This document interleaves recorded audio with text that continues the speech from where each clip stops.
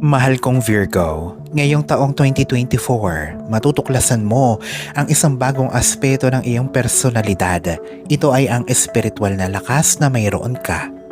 Makakatulong ito upang i-align ang iyong inner self sa iyong panlabas na perspektibo sa buhay.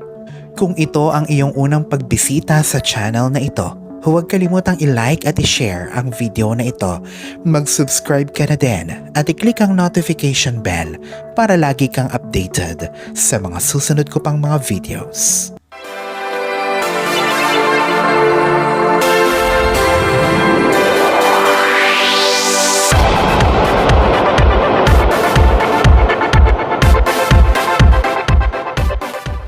Magkakaroon ng patuloy at makabuluhang pag-unlad sa iyong personal at profesional na buhay. Ang iyong pagnanais para sa isang stable o matatag na buhay ay malamang na matupad ngayong taong 2024 at ang iyong paghahanap para sa isang kapareha ay maaaring matapos na rin. Ang 2024 ay magdadala ng kasaganahan at kasiyahan sa iyong buhay. Sa buong taon, ang iyong layunin ay ang pagbubuo muli ng mga kalat-kalat na piraso ng iyong buhay. Matutuklasan mo rin ang mga nakatagong aspeto ng iyong personalidad sa darating na taon. Ang mga katangiang ito ay ang siyang magtatangi sa iyo mula sa iba at magdadala sa iyo ng katanyagan. Ang taon ay may maraming bagay na nakalaan para sa iyo at sa tingin ko ay hindi mo gugustuhin mapalagpas ang alinman sa mga ito. Sa pag-ibig, sa mga single na Virgo, ang tunay at mabuting hangarin pa din ang mamamayani. Kaya ano ang pumipigil sa iyo mula sa paglapit sa kanya? Sa may mga kapareha na, ipagdiwang palagi ang presensya niya sa buhay mo. Pahalagahan mo palagi ang iyong kapareha. Ano ang dapat malaman ng isang tao na Virgo tungkol sa kanilang buhay pag-ibig at pakikipagrelasyon para sa susunod na taon? Ngayong taon, kailangan mong mas alamin na mga kaya mo pang magawa pagdating sa pag-ibig at pakikipagrelasyon. Upang maunawaan kung ano ang sinasabi nila, kailangan mo munang magkaroon ng presensya ng isipan. Matiyaga kang sumusunod sa iyong mga pangarap ng may disiplina at dedikasyon sa mga nakaraang taon. Ngunit ngayong taon, mahalaga rin na alamin mo ang iyong tunay na damdamin. Mas higit na itinatanggi mo ang iyong mga emosyon, ay mas maaari silang maging abala at hindi ka mapansin. Panahon na upang baguhin ang iyong pananaw at bigyang halaga ang iyong mga damdamin o nararamdaman upang wala kang pagsisihan sa huli. Huwag mag-atubiling ipahayag ang iyong mga damdamin kung gusto mo ang isang tao at kung nais mong mag-propose sa iyong minamahal ay planuhin ito ng maingat. Ang iyong emosyon ay tutulong sa iyo na ipahayag ang iyong sarili.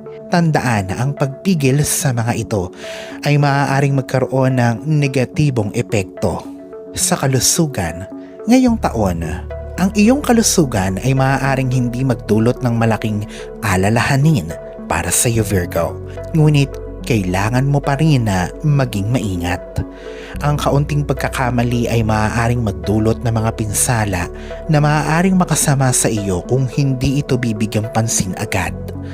Magkakaroon ka ng maraming enerhiya ngayong taon at mahalaga na gamitin ito upang mapanatili ang mabuting kalusugan. Ang paglalakad ng mabilis at pag-practice ng yoga upang madagdagan ang iyong kakayahang mag-stretch at ang tamang pagkain na may sapat na dami ng protina ay mahalaga para sa mabuting kalusugan. Kung gusto mo ng isang magandang katawan, mahalaga na mag-ehersisyo kasama ang isang profesional na tagapagsanay. Ang gitna ng taon ay magiging isang magandang panahon upang mag-focus sa mga aktibidad na nagdudulot ng maganda sa iyong isipan.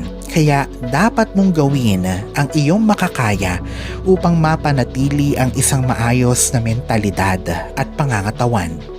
Sa pera at career, mahal kong Virgo, ang taong ito ay magdadala ng maraming oportunidad para sa iyo upang magningning sa iyong napiling larangan o trabaho.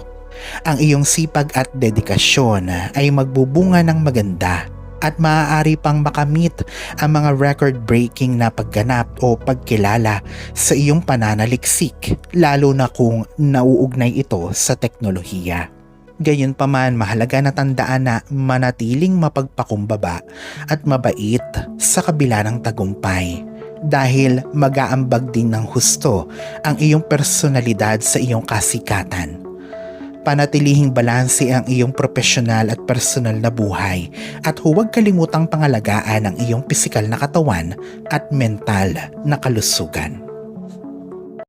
Alalahanin na sa poong may kapal pa din, nagmumula ang lahat ng pagpapala, ang kasipagan at ang kabutihan sa ating kapwa, kasabay ng buo mong pananalig sa may kapal. Ang siya pa rin na dapat ay manaig. Ang mga ito ay mga gabay lamang. This is Fiddle Rosario. Thank you for watching.